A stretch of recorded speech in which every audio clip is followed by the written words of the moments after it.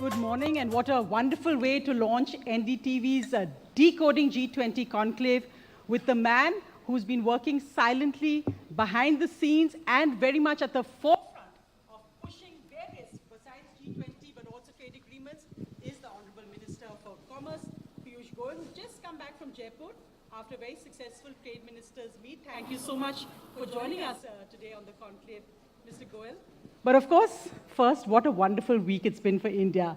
And I think Chandrayaan-3 and India being on the moon, and the fact that the world's most powerful leaders are going to be in India next week, has really all come together to showcase where India is in the world today. Thank you, Sonia, and a very good morning to all the viewers of NDTV. It's indeed a matter of great pride that our scientists have finally taken us to the moon and taken us in grand style. We are the first country in the world to ever land on the solar south surface, on the moon's south surface. And in a manner of speaking, that's reflective of the new India, the emerging confident India that we are seeing on the world stage. As you rightly pointed out, this has been a week of many celebrations. The Prime Minister, in fact, landed directly at Bengaluru from Greece to compliment and be with all the scientists. And I think when you look at the G20 in the context of India's emerging strength on the global stage, the Chandrayaan-3 landing was a very appropriate beginning to the next fortnight of engagements, celebrities, and India's own presence at the world stage. We just had the G20 Trade and Investment Ministers meeting in Jaipur, and it started just the day after the landing. And I promise you, the entire world's leaders from the trade and industry side were completely in awe of the India story.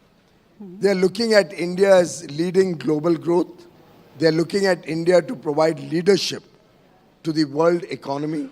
They're looking at India bringing sanity to the progress of mankind. They're looking at India to bring inclusivity as we proceed towards greater good of mankind.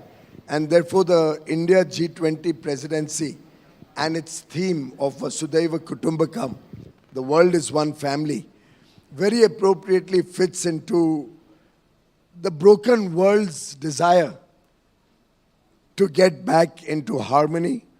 The one earth, one family, one future is going to be the defining theme that the world is going to converge on.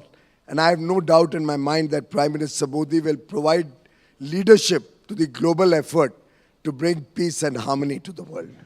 It's interesting because, Mr. Goyal, if we just look back at this 1 year, when it first came that India was getting the G20 presidency, there were those who said, well, you know, this happens and it's a routine thing. But India in this 1 year has really redefined what the G20 presidency means. We've just heard Ms. Amitabh Kant say, in a sense, the G20 under India's presidency is now more powerful than the UN Security Council.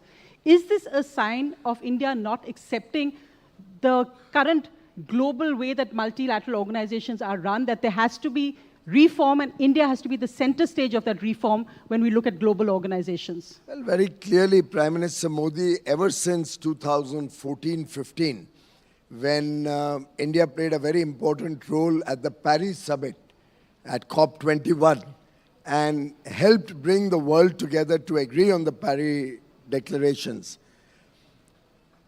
has over the last several years taken a leadership role bringing together the global south, the less developed countries, the developing and emerging economies, and provided voice to their aspirations and their future. We saw that on several forums. We saw that at the WTO MC12 held in Geneva last year, where an almost collapsed WTO ministerial was retrieved thanks to the guidance given by Prime Minister Narendra Modi, the leadership that we were able to demonstrate, and all of this centers around trust. What Prime Minister Modi has done is earned the trust for India from the rest of the world. And that trust is certainly the defining factor of our G20 presidency. As was just mentioned, the G20 grouping represents nearly 85% of the world's GDP. In fact, only yesterday at the B20 summit, which is also very, very widely represented by 55 countries who have participated in our B20, probably the largest business engagement that India has seen in so many years. We had 15 trade ministers on one stage, representing, I think, nearly 80 to 85 trillion dollars of global economy. And that is the power, that is the strength that India has offered to the world. The fact that we can bring diverse opinions on one stage, we can collectively agree on almost every issue related to trade and industry, amongst other things. And the fact that despite all the challenges that the world is facing, India has been able to, save and accept the geopolitical issue, bring convergence in all our tracks, convergence on issues, bring a new dimension to the future, and offer to the world a stage, a platform, which will help redefine the boundaries of world growth, redefine the potential of international trade.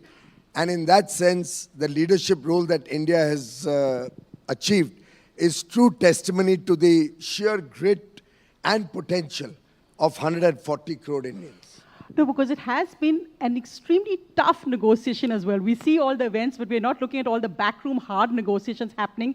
Even the trade ministers meet, the successful one you talked about, didn't have a communique because of disagreement on a paragraph on Ukraine. We've heard what the US ambassador has said about Ukraine.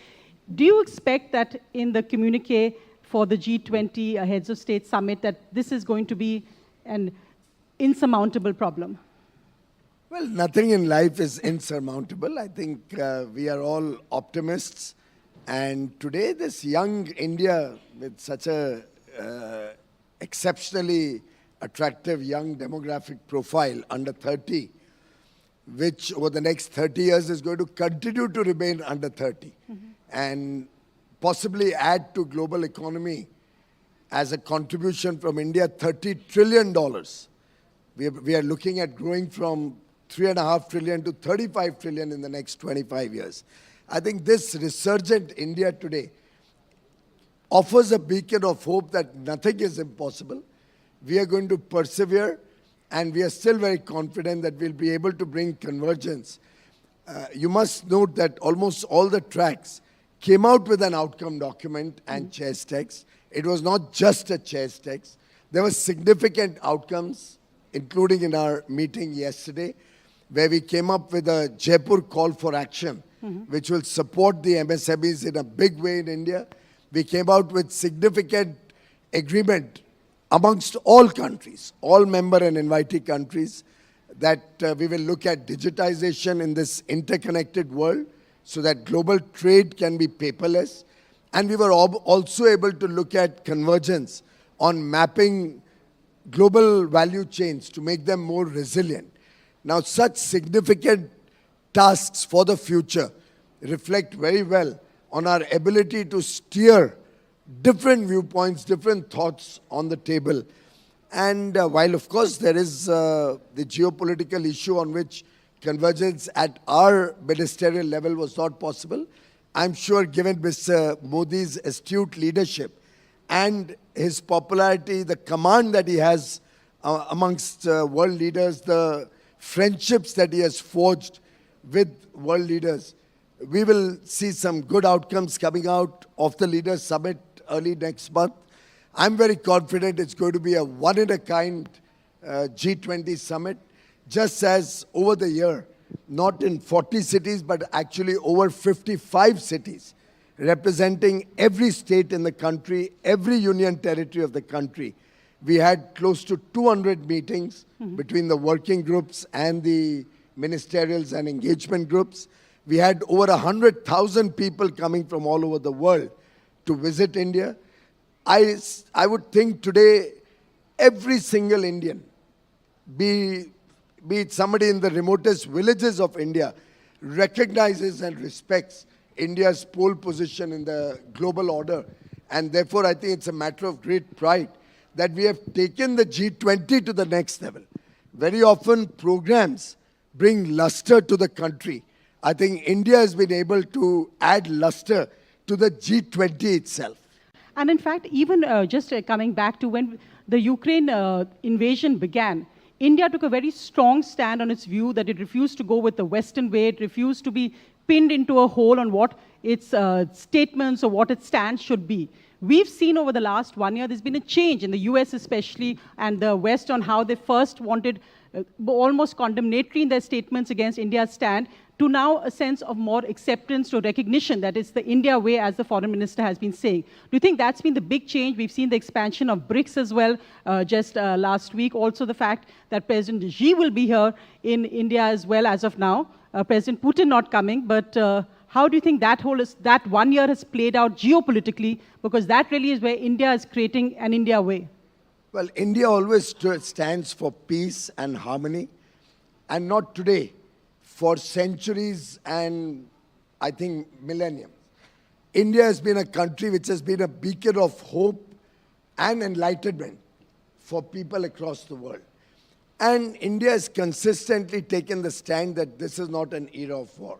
Prime Minister Modi, in fact, gave leadership at Bali during the Indonesian presidency and helped the world converge that dialogue and diplomacy will be the way forward.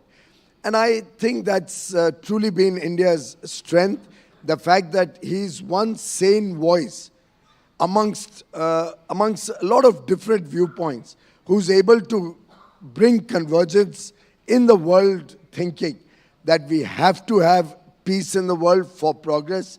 Our bigger challenges are poverty. Our bigger challenges are meeting the Sustainable Development Goals.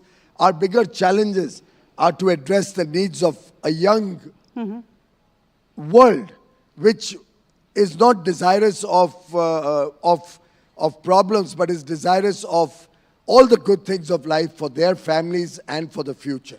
Of course, but as the G20 talks about greater economic ties across borders globally, we've seen that countries across the world, whether it's the US and now India, imposing protectionist curbs on, say, laptop imports, etc. Also, that you've seen global food prices rising at a record high. What is the impact on India, and what is behind the government's logic of imposing protectionist duties, whether it's on laptop curbs and export duties on onions? I think it's a matter of perspective, whether it's protectionist duties or they are fair and equitable trade practices. There's also the security element, and clearly the laptop restrictions emerge out of security concerns. Each one of your viewers uses laptops all the time. I see programs on NDTV on technology and articulating the intricacies and all the good that technology can bring in, also at times warning people about the pitfalls of technology. And I think our curbs, as many other countries around the world have brought in, have been more security related. India certainly is not a protectionist country, but India respects that there have to be transparent rules of trade. And wherever we find that countries are not giving a level playing field to Indian businesses, wherever we find that Indian businesses are discriminated due to maybe undeclared or undisclosed subsidies or non-tariff barriers, the India of today is not a weak India. The India of today retaliates. The India of today takes action. The India of today stands with our MSMEs, with our domestic manufacturing or other capabilities. And therefore, when you view this in the lens of reciprocity, you will find that India actually is probably the most transparent in its trading practices, the most fair in its openness, yet an opportunity for growth, finally for India, because today we don't allow anybody to take Indian industry on the wrong end of the stick. We are making sure that Indian business Indian industry gets a level playing field. Right, and as we are at the B20, India's future is really going to shape the world's future. Thank you so much, Mr. Piyush Goyal, Honorable Minister, for decoding the Modi government's vision of G20. Thank you very much. Thank you, Sonia. Bye-bye.